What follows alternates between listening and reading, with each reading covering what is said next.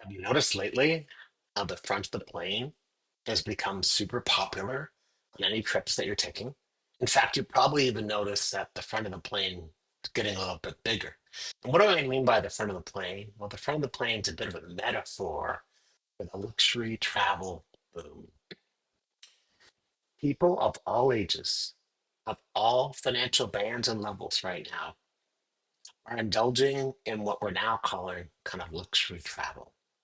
That old adage of experiences are more valuable than things has been hypercharged. It's been supercharged because people now want to have not only the experience and that amazing travel moment, but they actually want to have something that is, I don't know if I want to use the term Instagrammable, but it's that showpiece, it's that show off moment that comes from sitting up front in the plane, shooting a picture of your little booth, telling everybody you're in seat 2A, showing a picture of your meal, showing you going in or out of the lounge, or whatever that might be. So, what's going on here? Are we not in a world where apparently we've got economic challenges, we've got financial tightening, we've got this, huge housing insecurity crisis going on left, right, and center?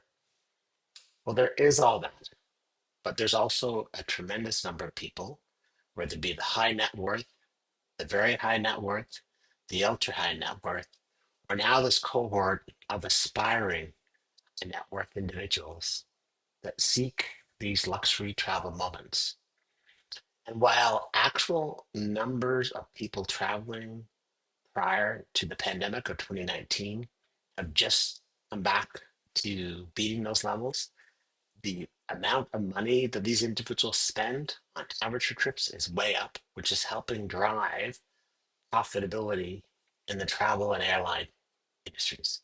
Albeit, I will caveat that as we sit here in July of 2025, that the global trade uncertainty has certainly impacted many countries in their travel business, including Canada, where I sit. So flights to the US obviously are massively down. But the crux is pretty simple here.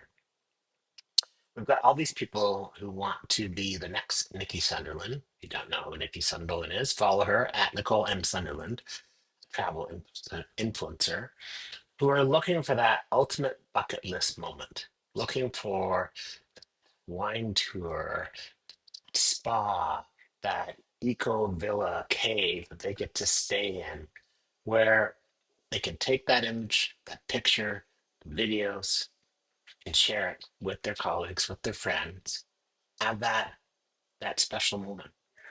You're seeing it everywhere.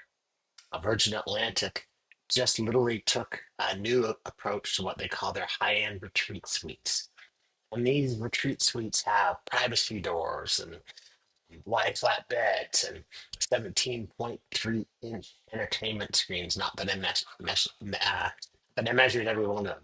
Mini bars. A friend of mine owns a company in Canada called Iron Lady Golf, and they're literally, as I'm recording this, they're at Cabot Links in New Brunswick for a high-end golf trip with food and golf lessons and the best golf resort in Canada. And each of the groups are broken up into foursomes, staying in very high-end homes throughout Cabot. She's got trips to Spain for a year out, literally October 2026, that are already booked out. Again, this concept of luxury travel is supercharging the experience. Speaking of airlines, Air France has introduced this thing called La Premiere cabin, and it costs $11,000 to travel between Paris and New York. I don't even need to know what's inside of there. If it's 11,000 bucks, I'm sure it's worth it. I'm sure it's amazing.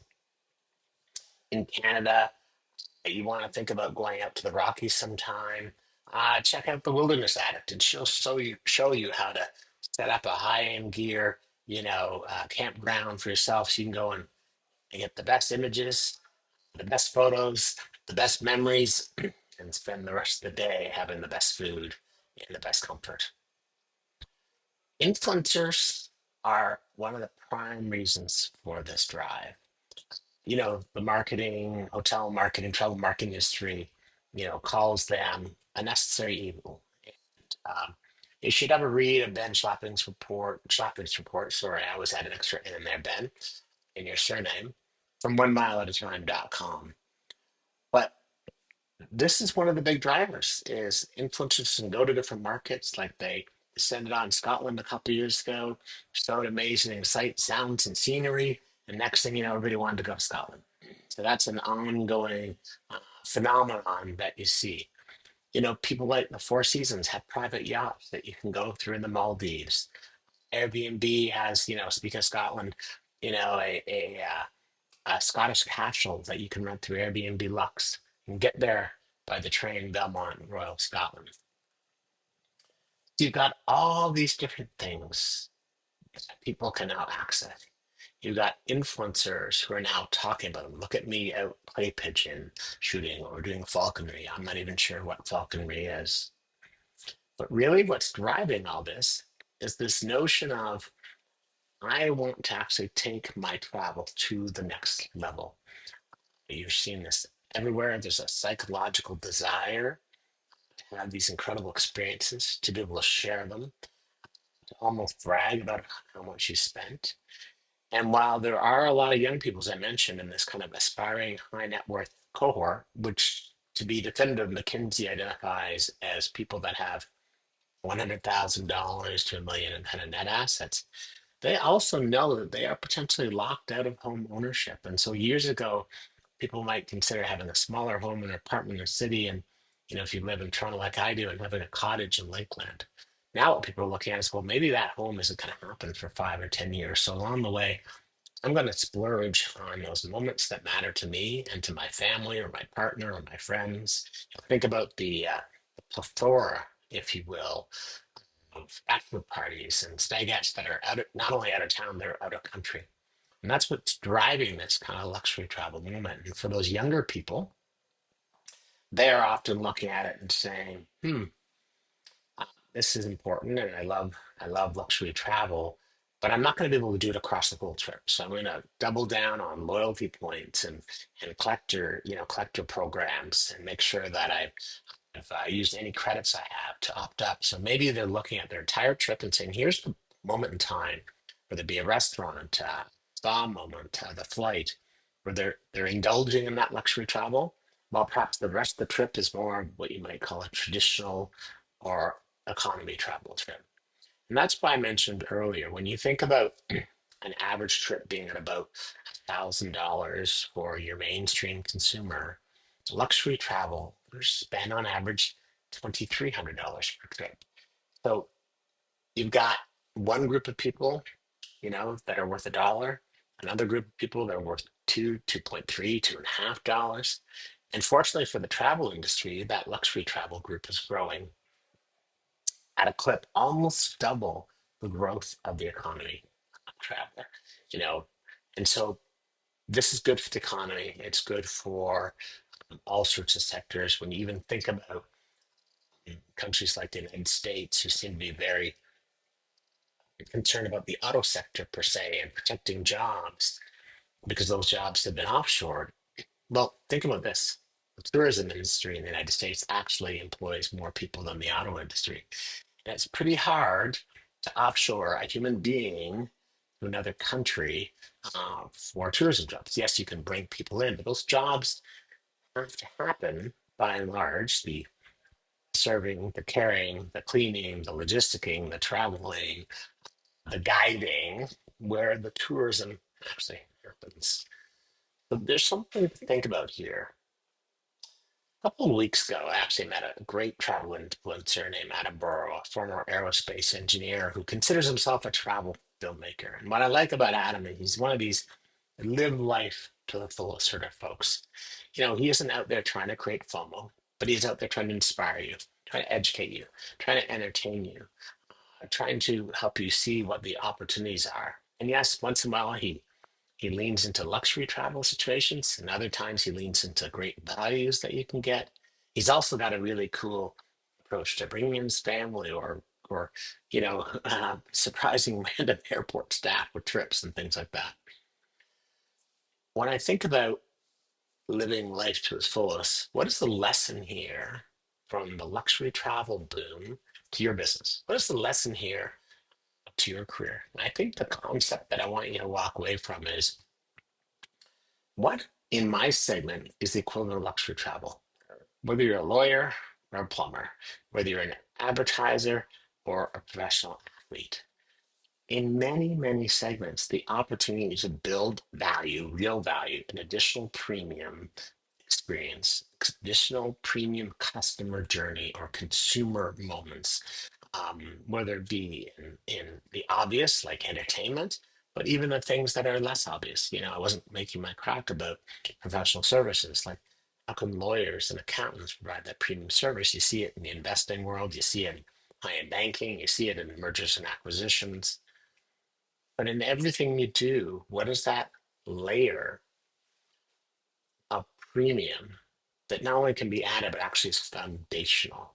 It creates that moment where somebody says, I'm going to pay more for this. I'm going to want this personalized to me, which is a fair expectation in this day and age.